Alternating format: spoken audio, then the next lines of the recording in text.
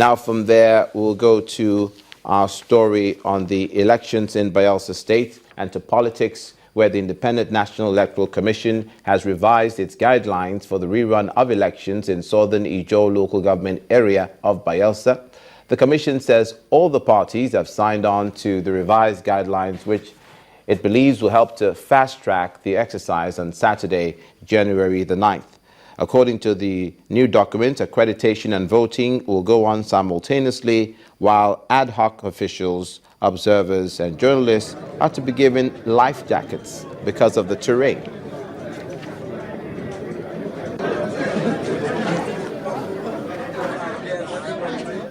Meanwhile, it's just hours to the concluding part of the governorship election in Bayelsa State, and the police authorities are saying they're not leaving anything to chance. The state command has beefed up security in the state with a warning to parties to desist from any act capable of undermining the process.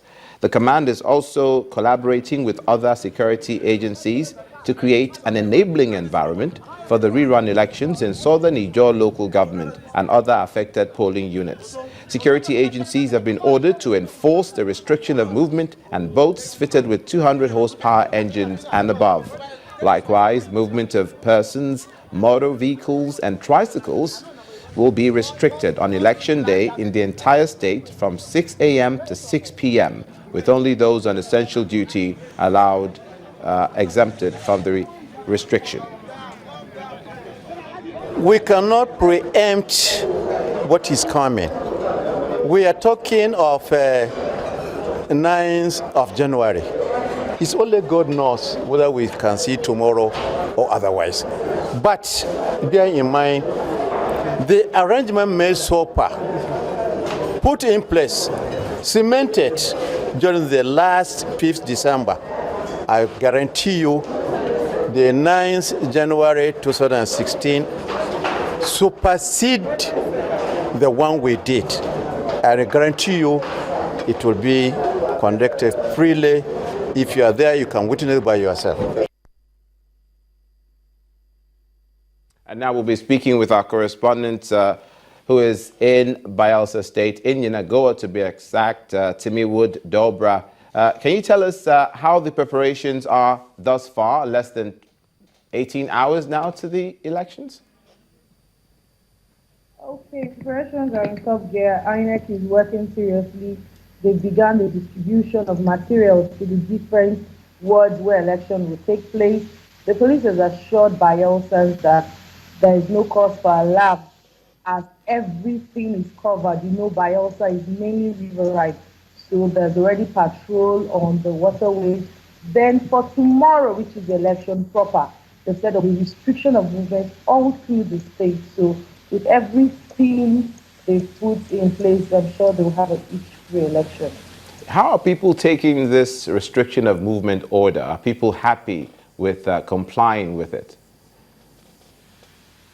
Because the election is not just going to take place in southern Ijaw local government. So people understand because it cuts across at least 5 local government areas in the state. Yenagoa, the state capital, is also having a runoff tomorrow. And it involves different polling units. So people understand because they've been explained to them and educated by INEC that because the election is would not just hold in southern Ijaw, it's hold in Yenagoa, Braslin. They understand that if you allow people to move freely, it would affect the outcome of the results. So people are complying with it. People understand that tomorrow they have to stay indoors. For those who are not affected, those who are affected have been advised to come out tomorrow and exercise their franchise. And today is the day beforehand. Are you seeing any visible presence of security forces in the areas where the election will take place? Yes, there are. In fact, yesterday, they said deployment of police officers to the different areas. First, the riverine areas, because of the distance, they have to go there, get ready, and at least have surveillance of the area. So they've started going since yesterday. For today, those that are upland would go there, and there's movement. If you go to the police headquarters, there's lots of activity. People are moving. People going to riverine areas are going. Those that are upland in Yenagoa, in Ogbia, they are also going. So there are lots of activities going on in Bayelsa at the moment. Let me take you up on that issue of the terrain. We know that some of those areas are hardly traversable because of the lay of the land. Are they properly equipped now to get to those areas? Yes, I would say yes, because of course they've had the trial on 5th and 6th of December, so they are better informed of the terrain in Bayelsa State, especially in Southern Niger, where you take at least 3 days for you to be able to tour that local government area that is predominantly riverine. So they have boats, and they've actually specified the kind of boats that can go to those places. They don't want boats that have this 200 power horse engine, because for those boats you can't even run after them, even if you see people involving in electoral violence. If they use those kind of boats, they would not easily be apprehended. So the police have already set out an alert that those boats will not be allowed to patrol the waterways. So for these slow-moving boats, they can easily patrol the place. So concerning transportation, movement of materials and people, everything is okay in Bayelsa. At least that's what the police told us. Thank you so much, Dubra Timiwood, our correspondent in Yenagoa, giving us an update on the preparations for the Bayelsa elections in the rerun areas for tomorrow. From there, we'll turn our attention to Edo State. The Governor, Adams Oshomole, says the enforcement of tax laws will enable government at all levels to provide basic needs for the people. Speaking at a lecture organized by the National Defense College, Governor Oshomole says Nigeria will develop faster when tax defaulters are prosecuted in order to serve as a deterrent to others. He says the country is under a heavy debt burden as a result of a few rich people mismanaging the economy of the nation. It is the annual lecture for participants of the National Defense College. The guest lecturer, Governor Adams Oshomole, advocates that tax defaulters be sent to prison. We will have to return to prison. First, we must reinvent the concept of the taxpayer. We can't continue the way we have done in this country over the years in assuming that we can deliver on public welfare, rebuild our country,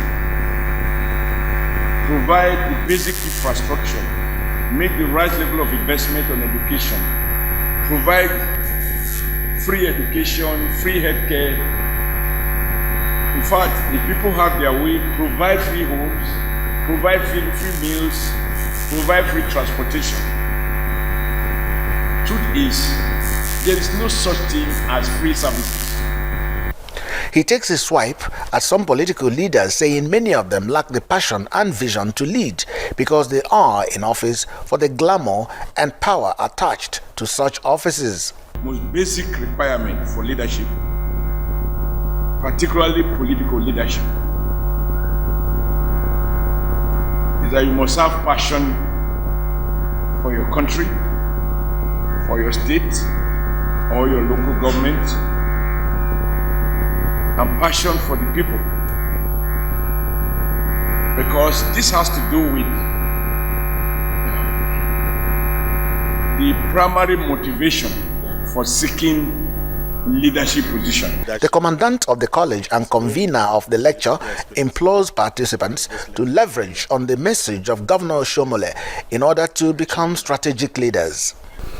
For the participants, we expect them to leverage on the lecture to enrich their knowledge so that at the end of the day, when they finish the course, we can now say, yes, they have been trained as strategic leaders. The lecture is part of activities lined up for the training of participants at the National Defense College.